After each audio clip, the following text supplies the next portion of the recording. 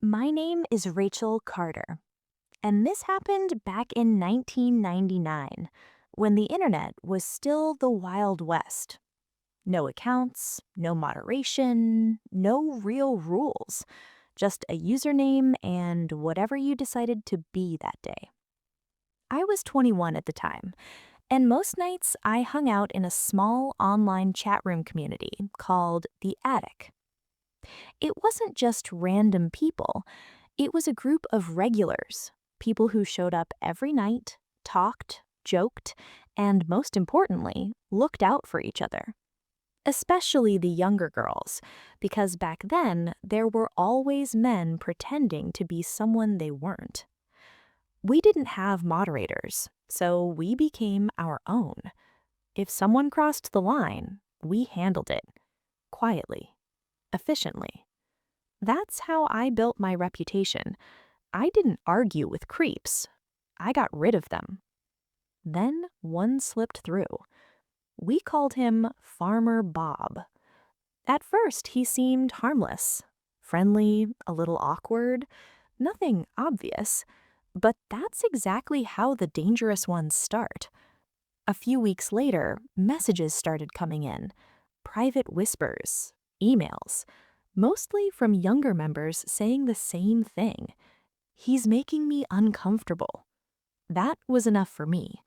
I told my boyfriend, Jason, we're not just kicking him out. I want to know exactly who he is. So I became someone else. I created a new persona.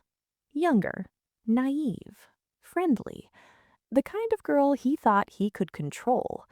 It worked faster than I expected. Within a day, he was messaging me privately. Within two, he was oversharing. He said he owned a farm, said he had money, power, experience. But the more he talked, the more he contradicted himself. One minute, he was a successful business owner. The next, he mentioned his parents being out of town for the weekend. That's when I knew. He wasn't just a liar, he was sloppy. And sloppy people are easy to trap. At first, I played along. Let him talk. Let him feel in control. Let him believe I was interested. Then I changed the tone. I told him I might meet him, maybe. That was all it took. He got excited, pushy, started trying to impress me. So I raised the stakes. I casually mentioned that I liked excitement, said I only met guys who could keep up. Then I brought up cocaine. I expected him to back off. Instead, he tried to impress me, said he could get it, then admitted he couldn't, then tried to recover. That's when I decided to end it. Or at least I thought I would. But then I had a better idea. I told him there was a cheaper alternative, something almost the same. I said, if you mix baking soda with vanilla sugar, it works just like cocaine. It was ridiculous, completely fake. I expected him to realize it instantly. He didn't. He thanked me, seriously, said he'd try it that night. I logged off thinking that was the end of it. A few days later, I got an email, all caps, angry.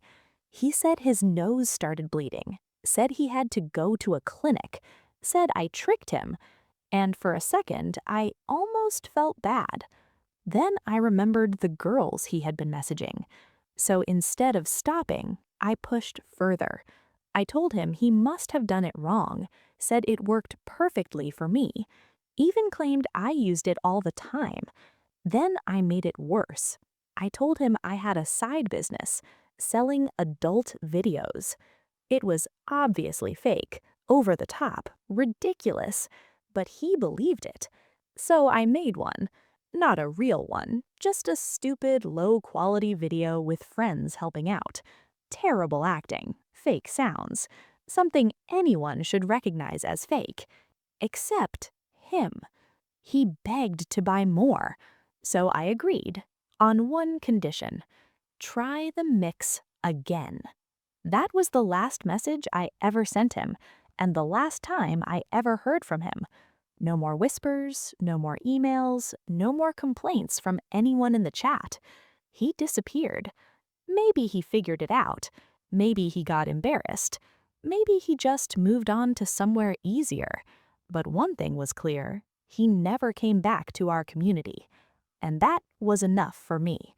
Because revenge isn't always about destroying someone.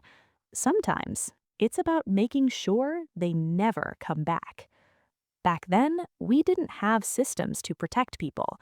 No filters, no reporting tools. We had each other. And sometimes, that's all it takes.